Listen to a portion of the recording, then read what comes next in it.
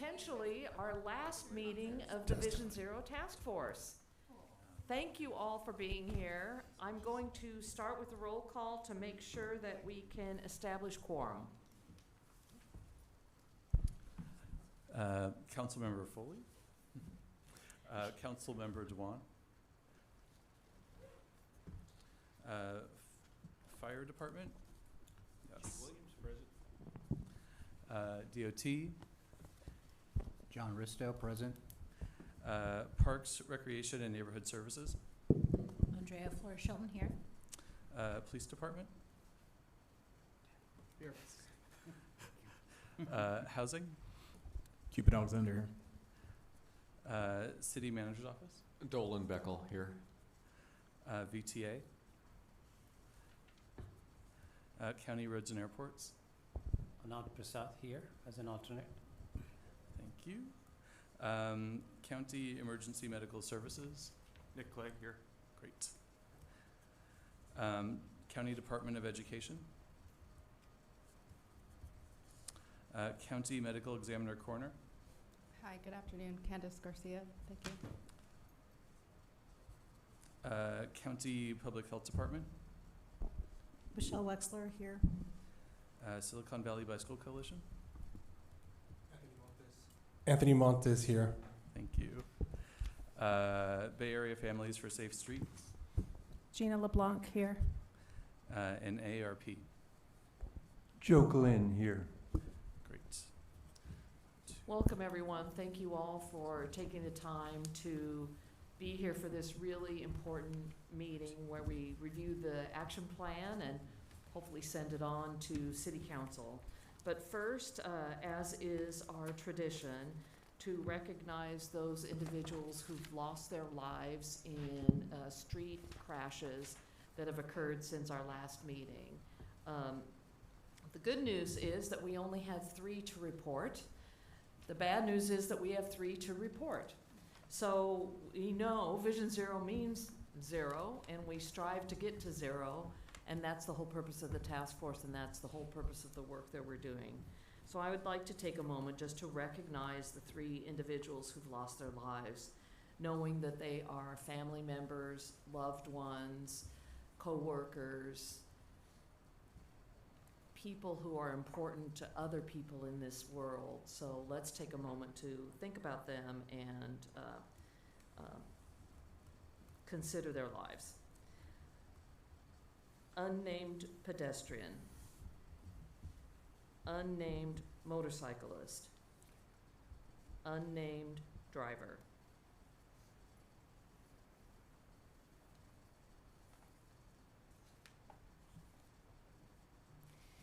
Thank you. It's so important for me to center our meeting on that, on those fatalities and the serious crashes that occur.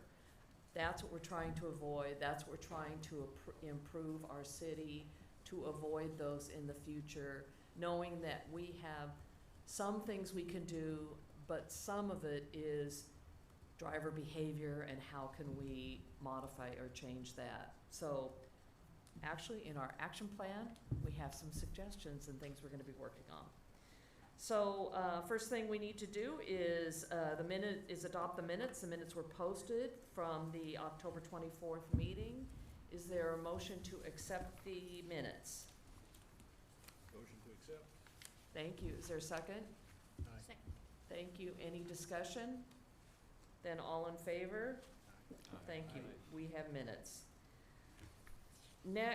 Just so you understand where the format of this meeting is going, we'll have our usual report from Jesse, and then we'll go into the 2025 Vision Zero Action Plan, and we'll have a discussion of that. After Jesse presents the plan, then I will ask for public comment. You will have 2 minutes to speak on the plan itself, and then we will go to the task force for comments and possible action. Okay? Then let's proceed. Go ahead, Jesse. Let's talk about traffic trends. Okay. Thank you, Chair Foley. My name is Jesse Minsroth, and I'm the Vision Zero Manager at the San Jose Department of Transportation. And I'll begin talking about traffic fatality trends in recent years. I want to acknowledge that when we review traffic fatality trend numbers, as you just did, that they can feel very divorced from the actual people's lives they represent. They are our friends and neighbors, and we are working here through this initiative and task force to try to reduce them. Looking at the 12 years shown on the left, you can see the initial steep rise in traffic fatalities that prompted San Jose to adopt Vision Zero in 2015. The number of traffic fatalities peaked in 2022 at 65, and last year in 2023, there was a 25% reduction to 49. In 2024, we continued to see it track with 2023. Ending November, we have the same numbers again, similar to when we met last time on October 24th, and at that time showed numbers through the end of September. These numbers are better than the national trend, which is going up. At the end of November 2024, there were 46 traffic fatalities, same as the same point in 2023. As of today, December 16th, there are 47. So far in 2024, cumulative pedestrian traffic fatalities are significantly down from 2023. Pedestrians are usually the largest group by mode each year, so this is encouraging to see. In 2024, however, cyclist fatalities are on the high end of the last 5 years range. Looking at the 46 traffic fatalities through the end of November in greater detail, 80% occurred on roadways with a posted speed limit of 35 miles per hour or higher. Nearly half occurred on our priority safety corridors, 19 involved pedestrians, and 19 occurred when it was dark out. Now to present the 2025 Vision Zero Action Plan draft. The 2025 Vision Zero Action Plan is San Jose's fourth Vision Zero Action Plan, and this action plan kicks off the program's 10th year.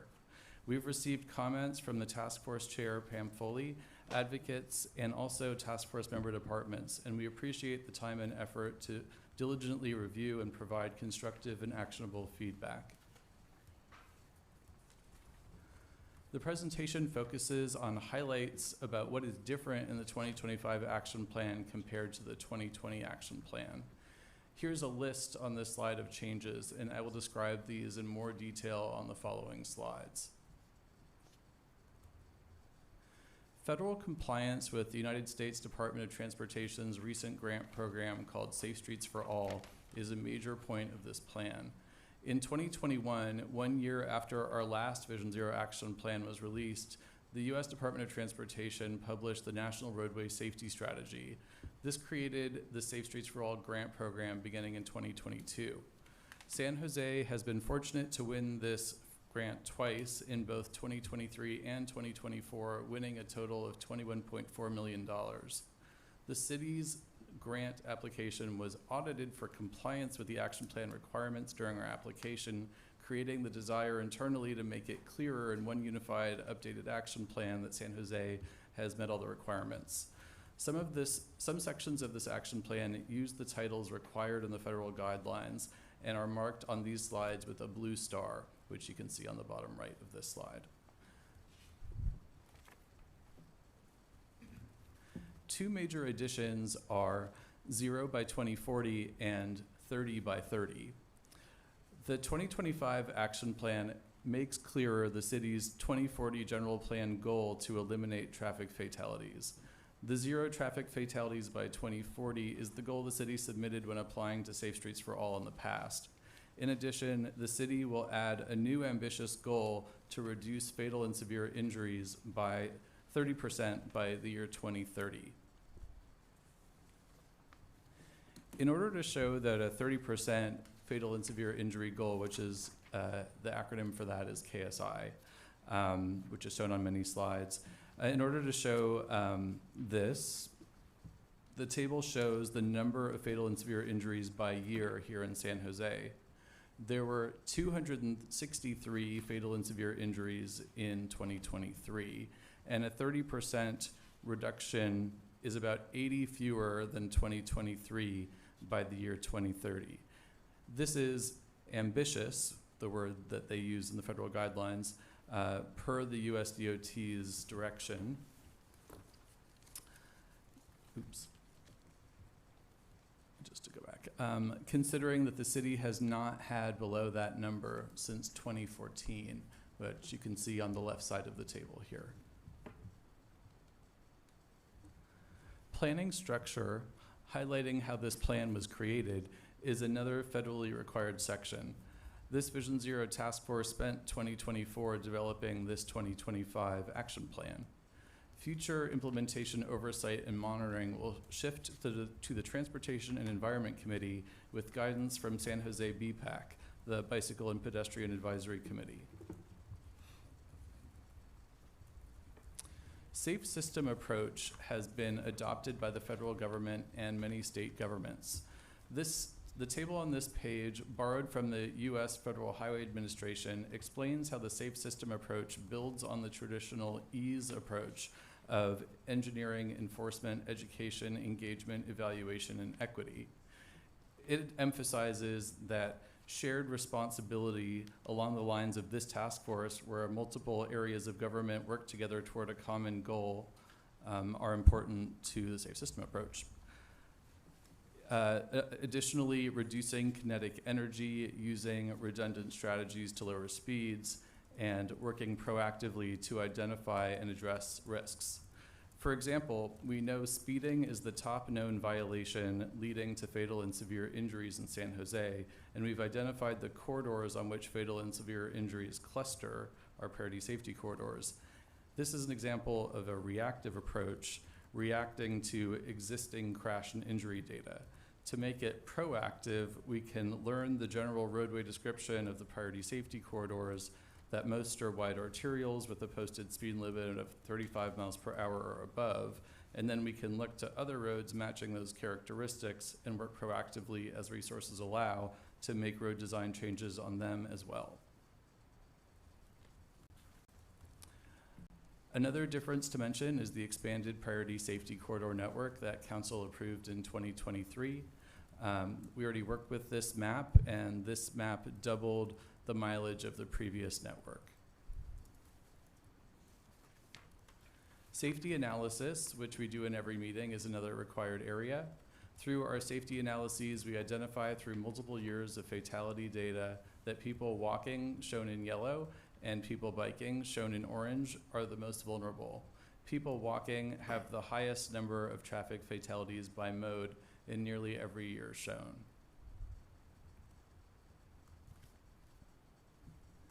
Equity considerations is another required area that we want to call out. While this was also in the 2020 action plan, it's a bigger focus area in the 2025 action plan. Focusing on vulnerable road users in the recently completed Walk Safe San Jose Pedestrian Safety Plan, we now have a roadmap of where fatal and severe injuries involving people walking and biking cluster. This plan helped identify that we should focus our equity work in districts 3, 5, 6, and 7, identified as focus areas in the map on the right. A key recommendation in the new action plan is to implement Walk Safe San Jose. Engagement is another federally required area. This slide lists the additional deliverables that we worked on prioritizing together in the last Vision Zero Task Force meeting on October 24th. Strategy and project selections is another federally required topic. In this area, we're required to list projects and assign timeframes. San Jose brings its 5 priority action area framework from the 2020 action plan. On the next slides, I'll go through some of the items on the list of each of the 5 priority action areas.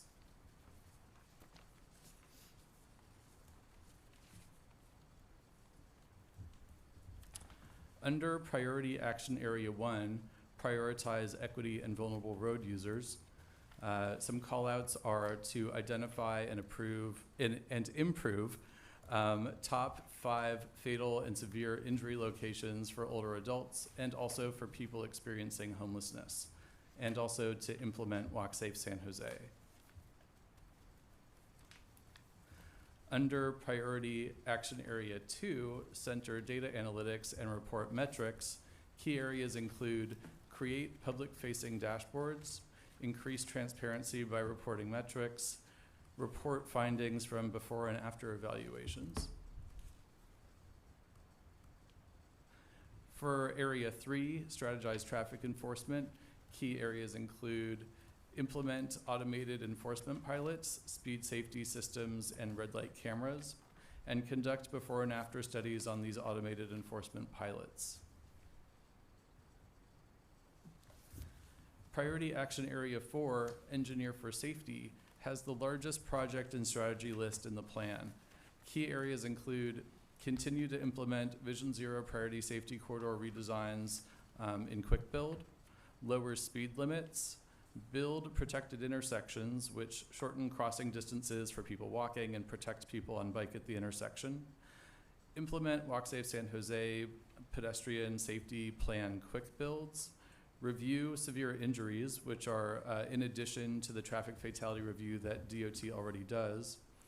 And also just to point out that there's a little star at the bottom of this chart, which is additional staff needed, and that the last two examples I gave have this star, meaning that we do not currently have the staffing level to take on this new review given our other priority deliverables. Under Priority Action Area 5, engage the community in message safety.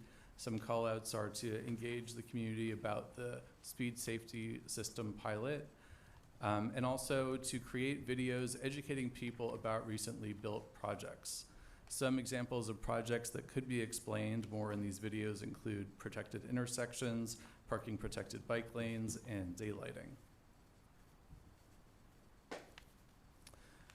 The last call-out area of differences between the 2025 action plan and the 2020 action plan is a greater emphasis on implementation. The plan places a stronger emphasis on addressing severe injuries and supporting vulnerable road users. We were able in the past already to get an additional staff member to focus on before and after studies, and that helps us understand how corridor quick build projects we implement are reducing fatal and severe injuries. Our long-term strategy is also to focus on ways to convert quick build projects to permanent and capital, by which we mean capital construction. For the timeline for this action plan, today, just the highlighted in red, we are reviewing the 2025 Vision Zero Action Plan draft, and it will be referred to council to be adopted, we think, in February 2025, with some comments to be adopted as recommended. And I will now pass it back to you, Chair Foley. Great, thank you, Jesse. Let's turn first to members of the public. Do we have any speaker cards?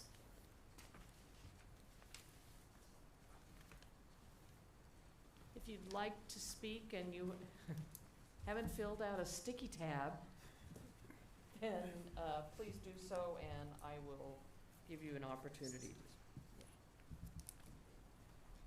Diane, please go first. You have 2 minutes. Thank you. I'm Diane Solomon. I'm a longtime San Josean who's a pedestrian, a motorist, and a bicyclist. First, thank you all for being in service to the safety of those who walk and transit on our streets. Thanks for this draft. The Vision Zero team really listened to recommendations made by the Bike Coalition and your city's Bicycle and Pedestrian Advisory Committee. I appreciate the specificity of its goals and the means to reach them. I don't think they've ever been so clearly specified.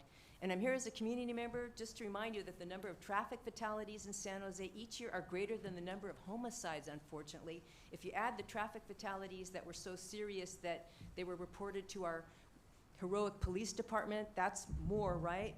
And then if you add those who were injured by motorists who went for help to hospitals and trauma centers that aren't included in the numbers, it's very, very high. I hope someday you can be capital budgeted and get the money that is needed to be able to do the infrastructure changes that are needed to make our cities safer and to make our drivers more compliant.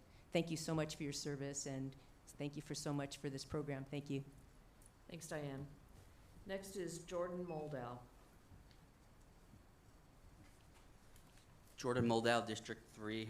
The report is definitely improved, but I think it needs more improvement before it's ready for council approval. The report notes there's been 40% increase in KSI over the last 10 years, but there's more to it than that. In those 10 years, the KSI has only ever decreased twice year to year, and the number of deaths has never decreased more than 2 years running in a row. So it's not just that we have to get from positive 40% to negative 30%. We need to figure out how to have repeatable improvements every year, which is something that we haven't figured out a way to do in the last 10 years. Just to put that in perspective, to meet our 30 by 30 goal, we would need to decrease the number of deaths by 3 consistently every single year. And we would need to, if we want to get to 0 by 2040, we would need to remove 7 of our priority corridors from the list every 4 years. And so the question on my mind is, how are we going to do that with this plan?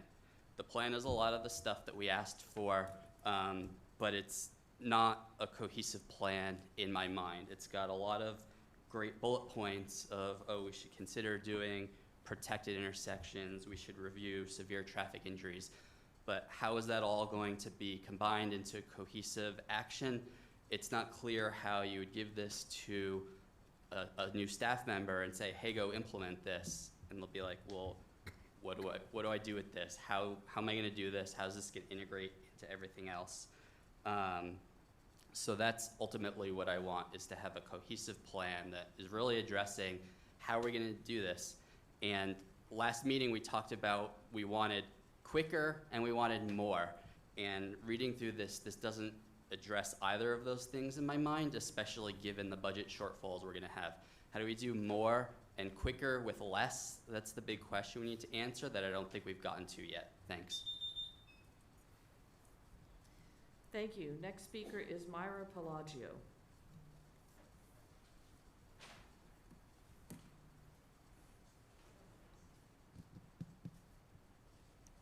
Hi everyone, good evening, good afternoon. My name is Mara Pelagio, pronouns she, her, ella, with the Bicycle Coalition. And I have a handful of points and I wrote them down, so hopefully I don't forget, but I'm also able to send them to Jesse. Similar to what Jordan mentioned, I think the plan is really great. I'm really happy that, at least at the beginning of the document, a lot of the feedback is written now. So that makes me feel like you all have been hearing and listening to what the community has been sharing. And similarly to Jordan, I also think that there is still the need for more SMART goals for each one of the sections. And what I care most about is about equity and making sure that all of the communities in San Jose are represented and catered to with this plan. So I think some of the feedback that I have is making sure that there is language in the document to ensure that community education and outreach require that it's done in multiple languages to reflect the diversity of San Jose's population. So ensuring that everybody, including those who have been underrepresented and non-English speaking communities, are fully engaged in the Vision Zero process. Additionally, I ask that the plan explicitly commits to implementing culturally responsive traffic safety and quick build infrastructure. Jesse gave some really good examples of education that could be provided, like what is a refuge island, what is daylighting, and things of those sorts, so that the community is aware of why those measures are being implemented as well. The language should emphasize empowering communities with tools and knowledge to navigating street safety while holding the city accountable for addressing structural issues and create safe conditions. For traffic enforcement, I asked a more explicit language in the enforcement section to ensure that there is strategies do not inadvertently perpetuate harm or inequity. That could include a cadence of equity analyses for camera placements to avoid disproportionately targeting under-resourced communities. And that could be done before, after, during, making sure that that's my time. I'll send you the comments, Jesse. Thank you. So concludes our public comments. Opening it up to the task force. Any questions, comments, thoughts? Anthony, go ahead, please. Hey, Jesse, thanks again for all the work you've done, especially getting input from us and our advocates and then incorporating into this plan. I'm gonna just echo really quick some of the things that they said about adding some more of those goals and metrics and even associating budgets for specific items. I know you have a mention of, I think, $20 million, something like that, for the quick build pieces of it. I'd like to see more of that throughout the plan. And I'll give you a specific question in our shift towards a safe system approach. Could you talk a little bit about what that transition would look like? So what current processes are in line with that approach? And then what systems need to get modified as you move forward, especially like responding to fatalities, severe injuries, things like that. So what would you need to modify? And then what are the resources that are going to take to make that transition? Considering it's a part of the Safe Streets for All, grant, I'd like to know that. And then it would be really nice for the document to like show us in our 4 priorities where that objective and strategy is a part of that switch to a safe systems approach, so we can see it throughout our 4 priorities and see that transition. That's the question, I guess. I don't know whether we want to do this as me answering or whether that's something to put into the document in the future. Do you want to respond to his questions and? Sure, I could do some of it. I Okay. think that there's a first part of it, which is educating our staff around the safe system approach versus the ease, which is something that we've been thinking about how to do in the context of writing this text that I've just presented about. So I think that, we have some staff exposure, but we want to have more staff exposure. And then secondarily, there's a lot of different ways to do the safe system approach. Interestingly, we've already, in some ways, been called out as an example. There's a project that I've been working on for about a year or 2, which looks at traffic fatalities involving people experiencing homelessness. And in order to be able to even talk about that, we need to work with the medical examiner coroner to have their definition of what a homeless person is. And so they have a methodology. Not all other cities that do Vision Zero necessarily have the type of good relationship that we have with them. And so, for example, through this task force, but you don't necessarily need the task force to do this. That is a way in which we've been called out as an example for the partnership of agencies here to, collectively work on this issue. But, so that's an example of what the safe system approach would call redundancy. It's a little confusing the way it's worded. So, there's some things that we already do, but I think that there's many other things sort of that are in that same philosophical approach that could be done, working more closely with other departments here. For example, like in this here, we're talking at a table, but in the future we can work more closely together for that multi-departmental approach to this common issue.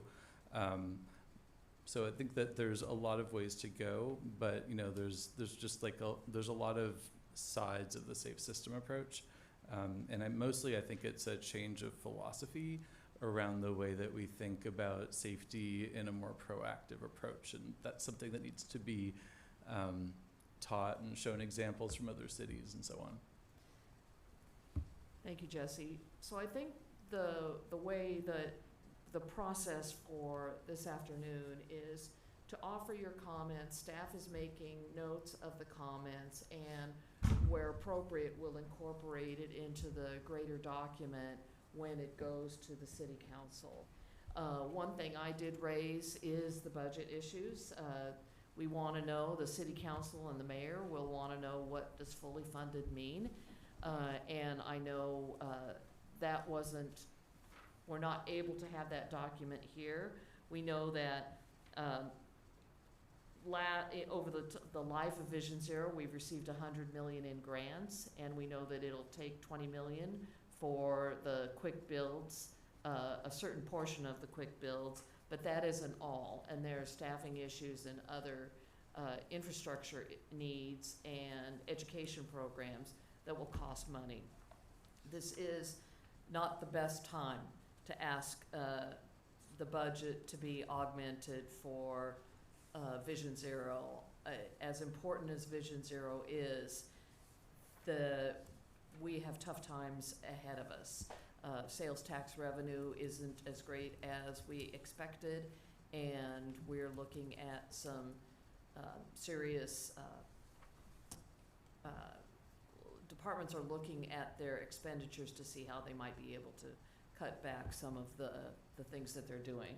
And that's this fiscal year, that's not even the next fiscal year, so just to be aware. But having said that, I still think it's important for us to understand, and the council, speaking as a council member, to understand what fully funded means. What fully funded means as far as staff is concerned, and what fully funded means as far as the programmatic side of Vision Zero, because we do need funds, and we'll just need to go out and make sure we get a lot of grants to fulfill that. So, Anthony, anything else? Yeah, so I'll just drive the point that we've heard already in line with the budget. You know, we really want to meet that 30% KSI goal. Like Jordan said, we're going to have to do more, and I think the priority corridors were basically doubled, I think is what the document said. So I think in some ways we are really pushing ourselves, but now we're going to have to do that with less. For me, if we're going to invest in anything, it's going to have to be the built infrastructure. It's going to have to be those quick builds and those street safety projects on priority corridors, because that's the way you're going to be able to slow cars down.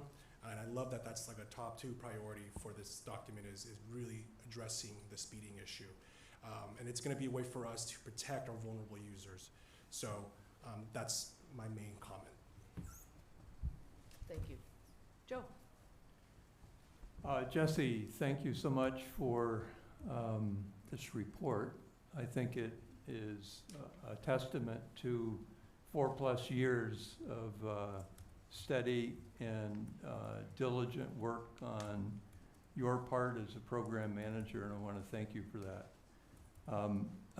In reading and evaluating the report as written, I feel that it's important that we, as a task force, take that next step and get this in front of council as written, and move on, because in order to reach the 30% reduction in KSIs, we need full support of the council, full support of city staff, as you mentioned, cross-functionally across all departments, including our partners in BTA and county roads.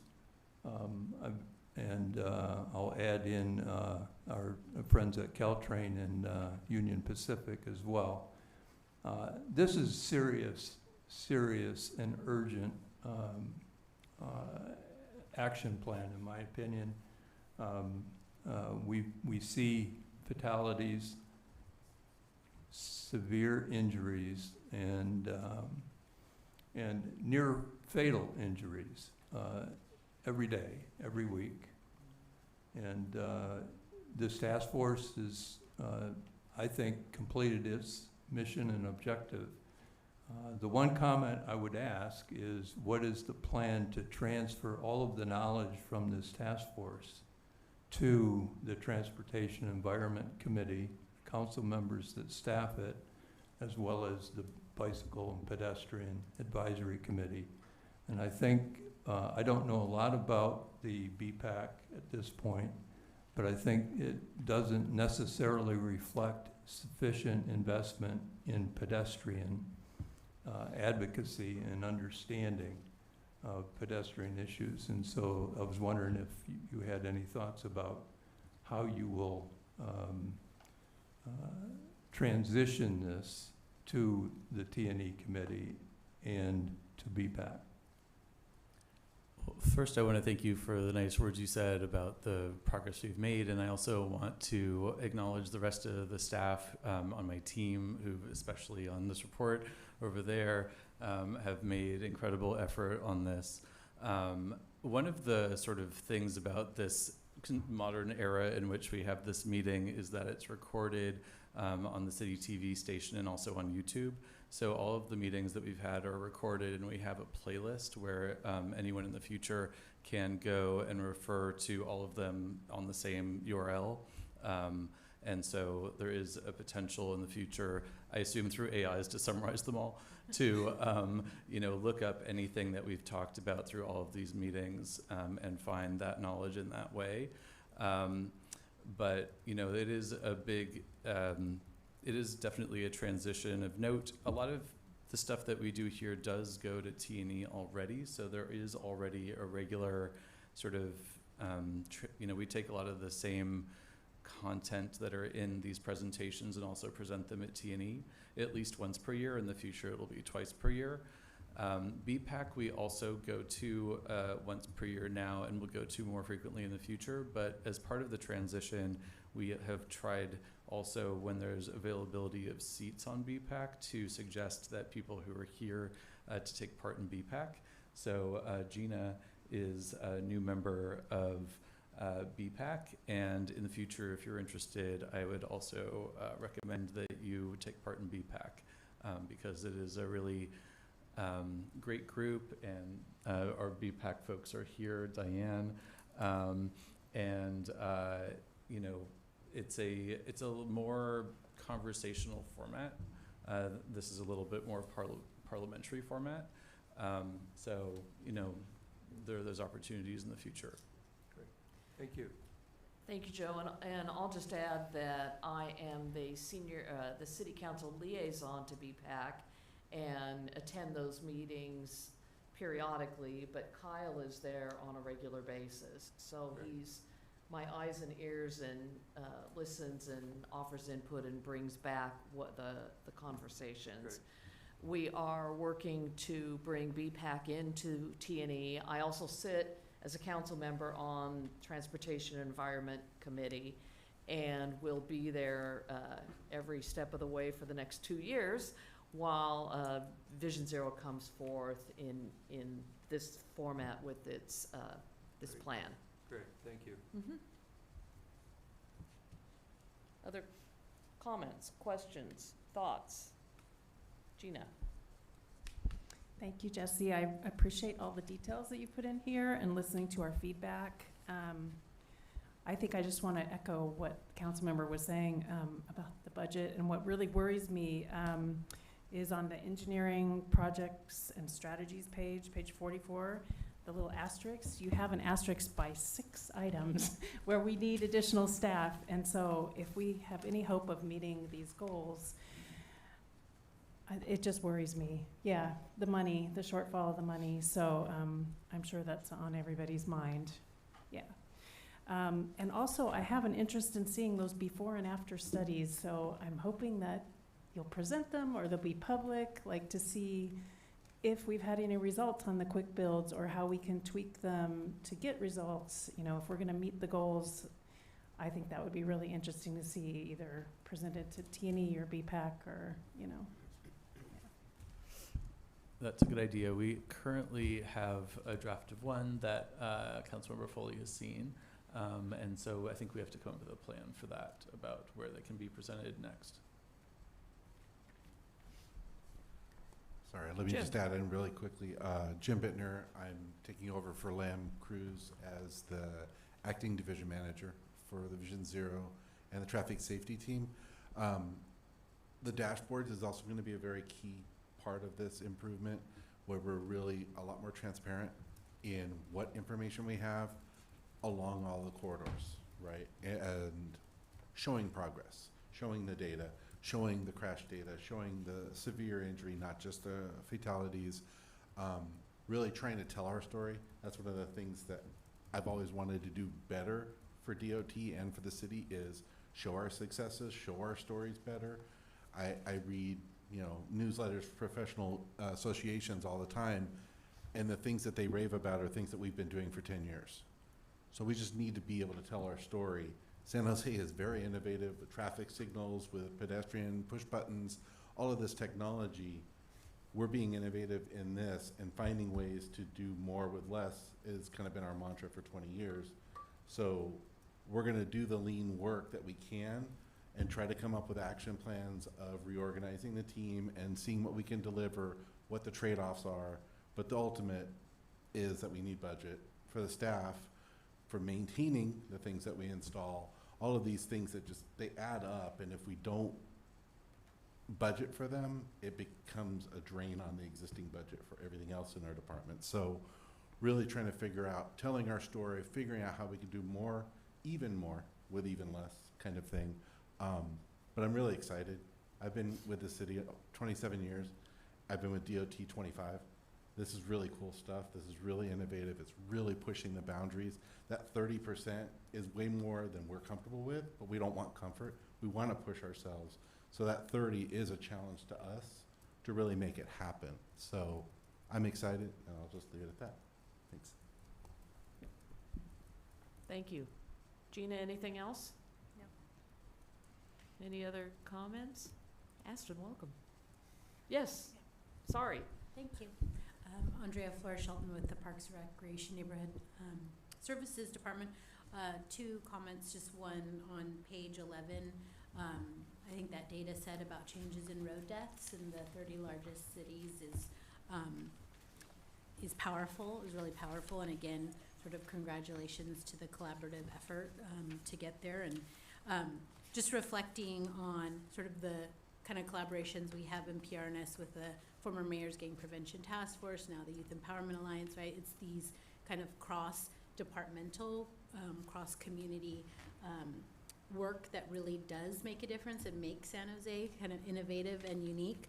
And so as the task force winds down, and I don't want us to lose sort of the interdepartmental piece of it, how we in PRNS can be a conduit to the older adult community through our community center services and of course our youth services, and then obviously the work that we do with the unhoused community as well. So I just want to make sure that we continue to keep this communication, because historically we really wouldn't be at the table, but I think this is a great example of how we continue to communicate and help for the larger city aspirational goals, because reducing 30 by 30 is aspirational, but without those aspirations, then you don't have the impetus to really get there. So that's it. Thank you. Anyone else? Aston? I just feel compelled to say that VTA proudly supports the initiative. I read through the plan, and you know, as an advocate for public transportation, this is in line with all of our priorities to make sure that not only does the community have efficiency in moving throughout the system, but they can do so safely. So I think this is part and parcel to some of the initiatives that we have internally. So we look forward to continuing to champion the elements of the plan, even as it moves to the T&E committee. So just wanted to share that. Thank you. Chair, just one additional comment to add. I think depending on what happens today as we move forward, it would be helpful in the staff memo to incorporate the most recent view of the federal grant funding kind of environment we're going to be in.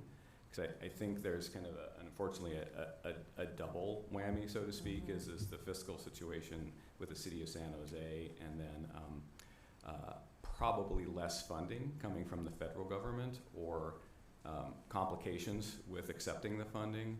And so I think both of those things are going to create some challenges that we want to make sure that we can tie into the IGR team and make sure we kind of present to council when we come to council in February, if that's what we do, to make sure they understand some of these higher level programmatic budget numbers, but they also understand the challenges we have with the federal grant funding, which is probably going to be substantially lower than previous years. Dolan, thank you for a reality check. I was thinking that, but I wasn't going to say anything. I didn't want to talk about our budget and then really the big uncertainty at the federal government, because that if we don't have the funds within our general budget, we seek grants, and if the grant system is more difficult, more competitive, we're penalized because we're California. We don't know. You know, we just don't know what will happen or how much money will be available. But we will continue on and do our work and pursue as many grants as we possibly can. I just want to point out regarding the question of multi-language documents, it is referenced under prioritize equity vulnerable road users, pages 34 and 35, but I would like to see added to the deliverables. It does mention provide interpreters at community meetings, but I'd like to see any materials that we're distributing, that they be multi-language so that we are able to communicate with everybody present. So thank you for that input. I knew it was in here somewhere, but it's not as strong as it should be. Is there any other comments? Are you ready to approve the document? Joe, would you like to make a motion? Chair Foley, I would like to. You don't have to shout. Sorry. Chair Foley, I would like to make a motion that the Vision Zero Task Force 2025 Action Plan be adopted and supported by the task force as written, but also reflect some of the comments that we've had here today. Second. Great. And could you include in there forward to council in February? And include in that motion that the action plan would be forwarded from the task force to the San Jose City Council at a council meeting in February of 2025. Great, thank you. Chair, this may be an amendment or just a clarification. Could we actually specifically target February 25th? Certainly. I I didn't want to put a date until someone told me what date it was supposed to be. I will tell you what date. Okay. It needs to be in order to be, for this group to be able to know what date it is and stick there. As you know, we have a district appointment, interviews and appointments. We also have priority setting. So having reviewed our next 3 months of council meetings, I believe February 25th is appropriate. Okay. The memo itself will become available 10 days before, which will be a good timing for priority setting and the mayor's March budget message, so I think that works well. Okay, great. Does that work with you, Joe? It sure does. Okay. From the top now. And who made the second? Aston? Is that okay with you? That's fine. Okay. Any other discussion on the motion? And you've, Jesse, you have the notes regarding budget and other input from the task force to be included. And yeah, and it's all it's all being recorded also. Okay, Yes. very good. I'll have a comment. Anthony? It's just, again, driving that point of, like, for instance, in priority one, it's, increased roadway accessibility is a deliverable. I'd like just more measured, figures. How do you define accessibility, right? Those kinds of things, especially road projects, the number of them, the number of engagement. Even if they're stretched, even if they're, something that is hard to forecast depending on resources and investments. We just want to see more of that. Okay, anything else? Then let's vote. I'm just going to do a voice vote. So all in favor, please signify by saying aye. Aye. Any opposed? Thank you. I think that was unanimous. I'm very happy to be at this point. Congratulations. A couple more things. We do have time for public comment, but before we move into the open public forum, I would request that the task force members remain afterwards because I have something that I'd like to present to all of you. And also, I'd like to announce that this is Jesse's last meeting with us. He's moving out of the area, and I guess tomorrow, and we're sorry, tomorrow's his last day. So we're sorry to see him go. Thank you so much for really driving this through and making sure we're at this point. Thanks. You want want to say any final words? No. Well, no, I mean, this has been, one of the more amazing professional experiences to lead this program and to build the team inside the department and to present in these 15 meetings. And it's very tough to leave. And it's partially a personal life thing. But before I worked here, I worked in New York City. And now my significant other is relocated back there. And so I'm also going to move back to New York City. And so tomorrow's not my last day, but it's probably my last day in the office. And so my last day is just after New Year's. So if anyone has questions that they'd like me to answer, I'm happy to do that for the next bit, although it'll probably be on Zoom. Yeah, this has been a great experience. And thank you so much for your leadership of this committee. It's been great to work on this with everyone, and I'll definitely be available to answer questions in the future. Thank you. Thank you for your dedication to Vision Zero. Appreciate it. Okay. Any public comment? Thank you, Chair Foley, for your leadership. Thank you. Do we have any cards of public comment? No. Okay, go ahead, Jordan. You have 2 minutes. This is on anything we have not addressed already. Yeah. I know it's not part of the motion, but I hope informally maybe the draft could be reviewed by BPAC and they could forward on some notes to council as well. Sort of good timing, there's an article in the San Jose Spotlight this morning. West Valley lowers speed limits for safety. So the city of Cupertino and Los Gatos have been the most recent 2 cities in the South Bay to make use of AB 43 to lower speed limits on their high fatality corridors. Menlo Park did one earlier this year. They passed their resolution before the AB 43 stuff even went into effect on July 1st. So that's at least 3 cities that I know of so far in the South Bay that are taking advantage of AB 43. We've taken advantage of it a few years ago with the business corridor part of AB 43, but a bunch of new parts of it relating to high fatality corridors and bicycle corridors and pedestrian corridors went into effect July 1st, and we're behind the ball on getting that implemented. I believe it requires a city council resolution to make the changes, so I really hope to see that on a city council agenda sooner rather than later. The law allows you, if there's, again, if it's a high fatality corridor or bicycle corridor, you can just lower the speed limits by 5 miles an hour. I think that's a little bit of a simplified version of what it does, but that's essentially what it does. And we always say that speed kills. It's not speeding that kills, it's speed that kills. Mostly we need to do that through engineering by making the actual roads safe, but at the same time we need to be approaching it from all angles, and one of those things we need to do is lower the speed limits. Thank you. Thanks.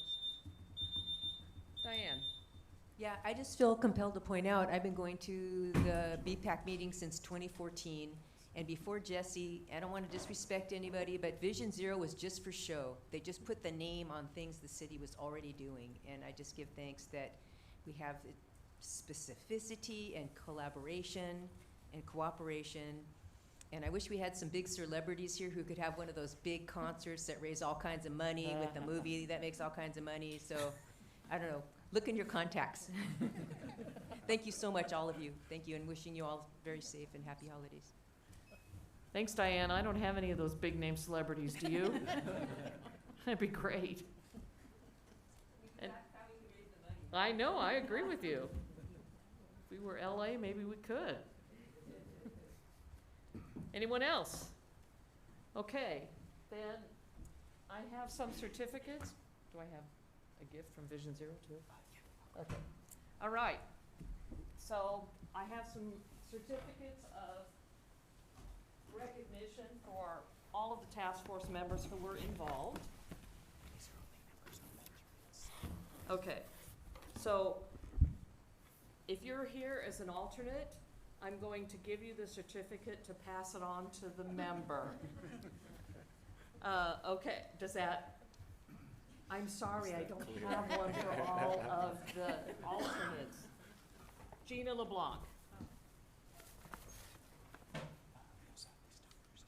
And we have tumblers too, that actually, you can put a tea bag in it, they're really good. One in black. Okay. Thank you. Thank you. Anthony Montez.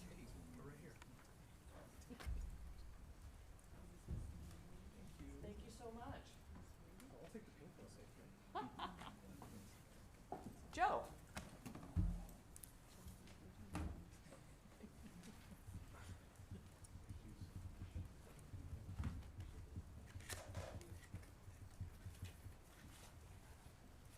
Michelle. Jordan. I have two Michelles, sorry. Thank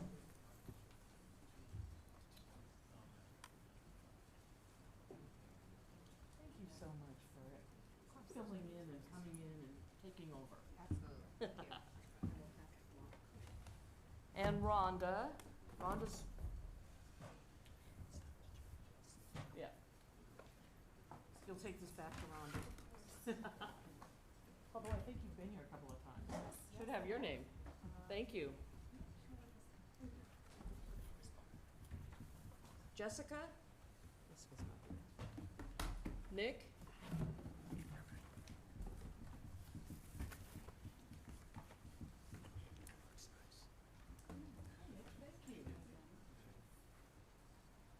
You know, this is bittersweet. I've been on this task force since it started, and it's really, we've done some really good work, and I really look forward to doing more good work and empowering the Department of Transportation and multiple departments to get our work done. It's really opened my eyes to how important it is to make our streets safe for everyone. And I hear the Bike Coalition come and talk to us as City Council on a regular basis. And what you all say to me always resonates. I'm just so moved by this work, and I'm really gonna miss leading this effort, but I know I'll still be involved at some point. I have one for Harry.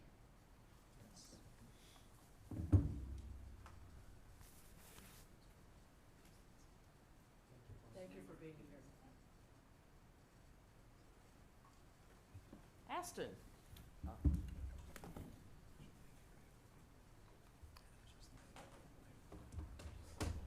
Thank you.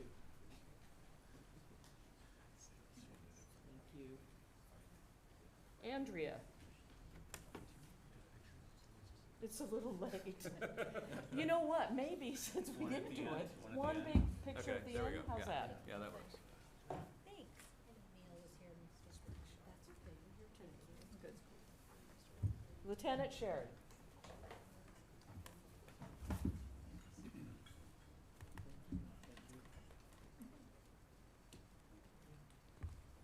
Dolan. I'm not giving it to Rob. Yeah, no. It doesn't have his name on it. John. I'm not supposed to give names. Well, you have one. Thank you for your leadership. Thank you, John. Thank you. Appreciate it. Thank you. James.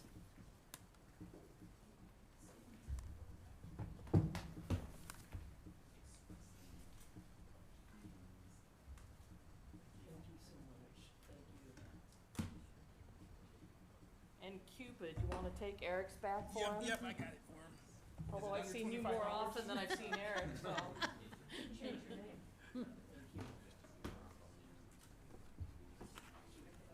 Thank you. I prefer the pink. I think I want one of these. I actually gave one to my daughter, so I need to take one. Okay, thank you so much for all your work. I hope you have a wonderful holiday, but before you take off, please, let's get a group picture if we could. Where do you want to do this?